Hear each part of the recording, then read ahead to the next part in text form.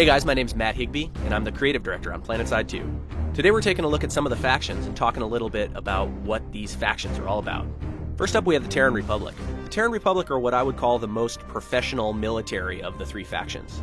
These guys are well-drilled, well-equipped, and basically the most well-oiled military machine on the battlefield of Araxis. In terms of weaponry, the Terran Republic rely on pretty conventional weapons. Lots of bullets, lots of high explosives, but they don't use anything too experimental. For vehicles, the Terran Republic is all about speed. They want to basically get the fastest possible vehicles. The Terran Republic also believe in strength in numbers. A lot of their vehicles and a lot of their weapon systems require more players to operate them. But in general, they're just as effective as a one-on-one soldier as any of the other factions would be. The second of the three factions we're going to talk about are the New Conglomerate. Now, the New Conglomerate are sort of the insurgent rebel faction in PlanetSide 2.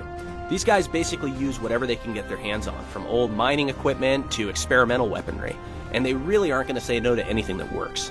You can see here that in a lot of cases they're using stuff that's either plundered from or gathered from their corporate sponsors. A lot of their weapons, armor, and vehicles may look really utilitarian, but don't let that fool you. They still pack a mean punch.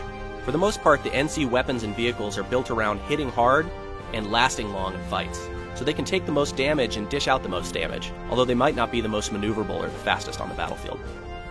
The third and final faction are the Vanu Sovereignty. Now, these guys have unlocked some secrets hidden away in ancient alien ruins all over Araxis. They've used a lot of this technology to help augment their weapons of war. The main goal of the Vanu Sovereignty is to attempt to unlock more secrets from these ancient artifacts, and they consider anything that's getting in their way to be a threat. So while the battle between the NC and the TR is sort of more of an annoyance to them, they still feel the need to compete on the battlefields just to make sure that they can get access to all the technology that's hidden all over the planet.